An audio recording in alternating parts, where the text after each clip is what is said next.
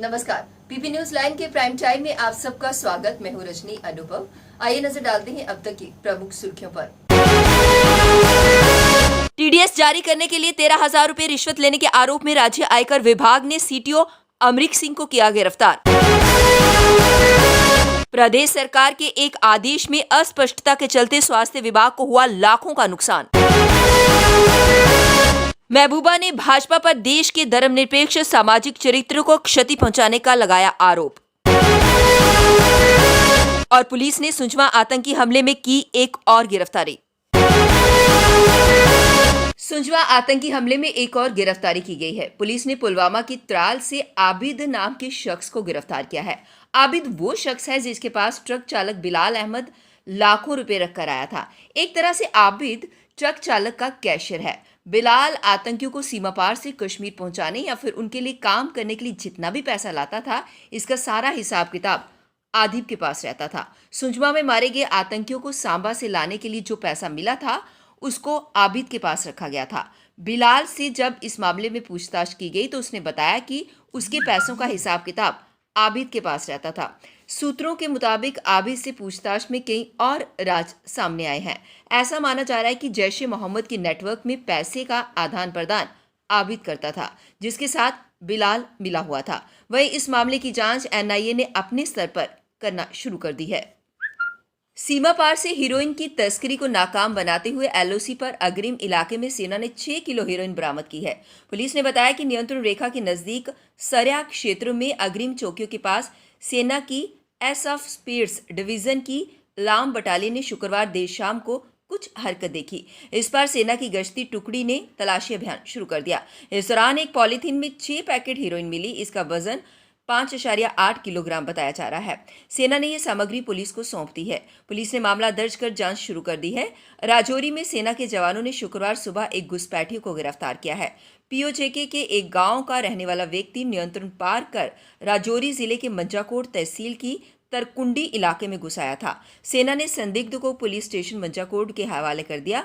अब उससे पूछताछ की जा रही है कि किस मकसद से भारतीय इलाके में ये घुसा था। टीडीएस जारी करने के लिए 13,000 रुपए रिश्वत लेने के आरोप में राज्य आयकर विभाग के मुख्य कराधान अधिकारी यानी सीटीओ को गिरफ्तार कर लिया गया है।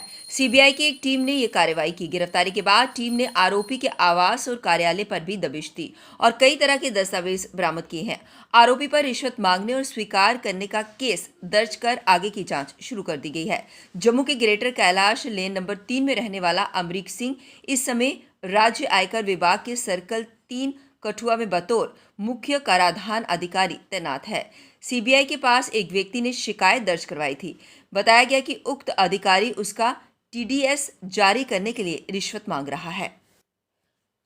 नागरिक उड्डयन मंत्रालय ने श्रीनगर और शारजाह के बीच हर सप्ताह 5 उड़ानों के संचालन को नियमित आधार पर संचालन की मंजूरी दे दी है। इससे कश्मीर के शारजाह जाने वाले यात्रियों को बड़ी राहत मिली है।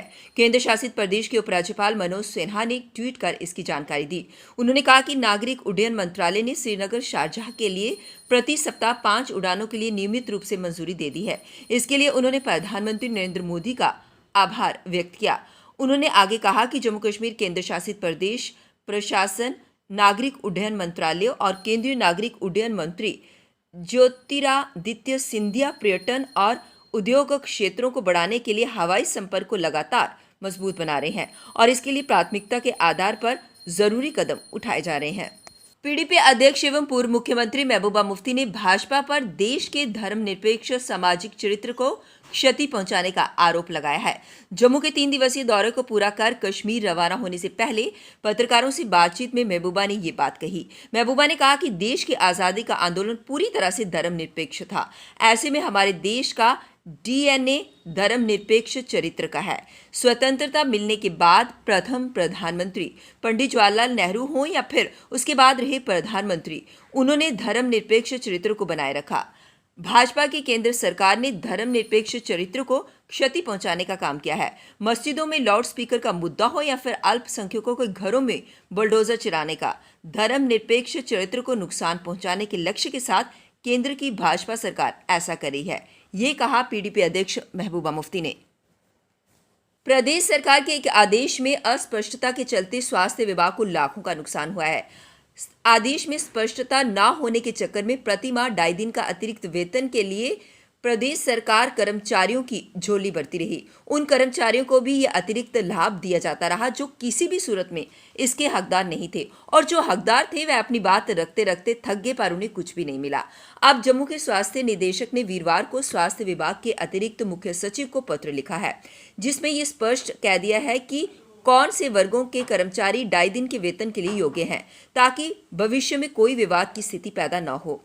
स्वास्थ्य विभाग में 2.5 दिन के अतिरिक्त वेतन को लेकर अक्सर विवाद उठता रहता है। इन अतिरिक्त वेतन को लेने के लिए विभिन्न वर्गों के कर्मचारियों में हमेशा खींचातान रही है। दरअसल दिसंबर 2020 में जम्मू कश्मीर के ऑडिट और इंस्पेक्शन विभाग के महानिदेशक तथा स्वास्थ्य विभाग के वित्तीय निदेशक ने स्वास्थ्य निदेशालय जम्मू को अधीनस्थ कार्यालयों का ऑडिट करने को कहा था। इसके बाद कुछ जिला अस्पतालों, मुख्य स्वास्थ्य अधिकारियों और चिकित्सा अधीक्षकों के कार्यालयों का साल 2012 से लेकर 2022 में ऑडिट करवाया गया। इससे ये पता चला कि सरकार के आदेशों के बावजूद 2.5 दिन का वेतन देने में अनियमितताएं बरती जा रही हैं। अब वक्त हो चला एक ब्रेक का, मिलते हैं ब्रेक के बाद।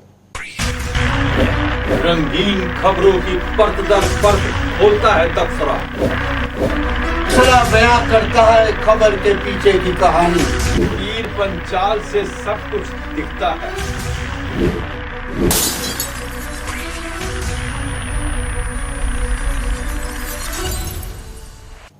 ब्रेक के बाद बढ़ते हैं अगली बड़ी खबर की ओर।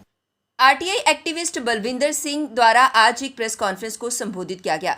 इस प्रेस कॉन्फ्रेंस के माध्यम से उन्होंने 2 departments, rural development department Jammu और हेल्थ डिपार्टमेंट जम्मू में फंड्स में हुई धांधलियों को लेकर इस प्रेस कॉन्फ्रेंस को संबोधित किया। और इस प्रेस कॉन्फ्रेंस के माध्यम से उन्होंने इन 2 डिपार्टमेंट में जो फंड्स में धांधलियां हुई हैं उसकी विस्तार पूर्वक जानकारी साझा की।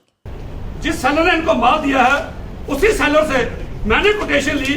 जब ये कापियर कॉर्पोरेशन जिस सेलर ने इनको माल दिया 9200 में, वो मुझे कोटेशन दे रहा है 650 रुपए की। मैं लेना चाहूँ तो मुझे 650 में मिलती है। डायरेक्टर हेल्थ ऑफिस ने वही चीज 9200 में परचेज की। इसके अलावा आप सब इस्तेमाल करते हैं पेन ड्राइव। पेन ड्राइव की कास्ट 16 GB की 300-350 से ज्यादा कहीं नहीं है। लेकिन आज से 2 साल पहले से भी जो डायरेक्टर हेल्थ जो खरीद रहा है, इसकी कास्ट जो पेन ड्राइव की कास्ट ये ले रहे हैं 12 GB 16 GB की 1050 की।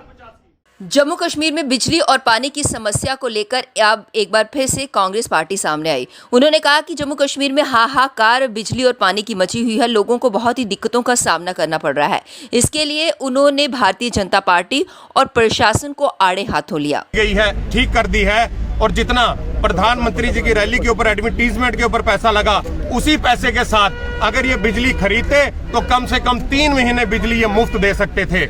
यहाँ पर आम जनता को और पब्लिक को अगर मिल रहा है हजारों और लाखों के सिर्फ बिल, उनको बिजली बिल्कुल भी नहीं मिल रही।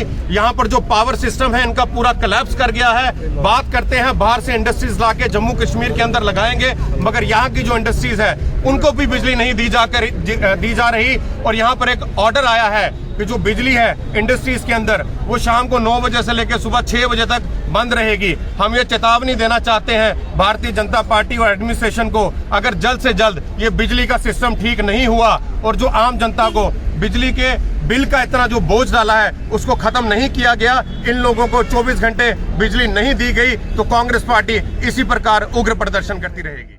भाजपा नेता एवं पार्षद संजय कुमार बड़ू ने अखनूर रोड का दौरा किया। इस मौके पर भाजपा जिला महामंत्री करण शर्मा और स्थानीय नेता भी वहां पर मौजूद थे।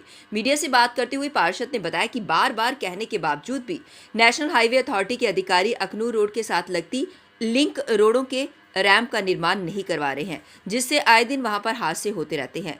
उन्होंने चेतावनी दी कि अगर 1 सप्ताह के भीतर ये सारे लिंक नहीं बनाए गए तो वे उग्र प्रदर्शन करने के लिए मजबूर हो जाएंगे। कि जल्दी से जल्दी ये ठीक करें। रोज़ जहाँ पे एक्सीडेंट हो रहे हैं, स्कूटर वाले गिरते हैं, कारें स्लिप हो रही हैं, और जब भी बारिश होती है जहाँ से चलना बड़ा लोगों को इसकी मुश्किल होती है।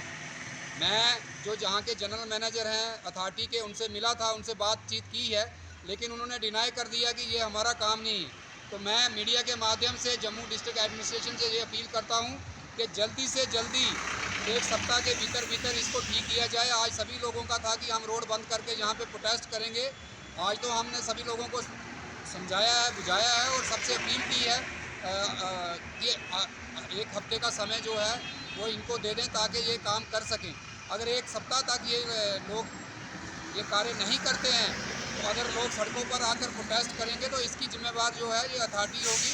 तो मैं यही चाहूँगा कि जल्दी से जल्दी ये जितने भी लिंक्स हैं इनका कार्य कंप्लीट किया जाए। पीपी न्यूज लाइन के प्राइम टाइम के आज के इस अंक में बस इतना ही। मुझे और मेरी पूरी टीम को दीजिए इजाजत और आप देखते रहिए पीपी न्यूज लाइन। नमस्कार। जम्मू में आई टेस्टिंग की साइंटिफिक और मॉडर्न टेक्नोलॉजी के लिए हमेशा याद रखें जेम ऑप्टिशियंस, जहां पर रखा जाता है आपकी हर जरूरत का ख्याल। Gem opticians with the facility of eye exercise, A scan, biometry, pachymetry और ऑटोमेटेड फील्ड एनालाइजर। और हाँ, हमारे यहाँ बढ़िया क्वालिटी के ब्रांडेड स्पेक्टिकल्स, सनग्लासेस और कॉन्टेक्ट लेंसेज मिलते हैं। आपका भरोसेमंद एक ही नाम, Gem opticians, Gandhinagar. Gem opticians, Nai Basti. Gem opticians, Amphalla. Gem opticians, Trikuta नगर।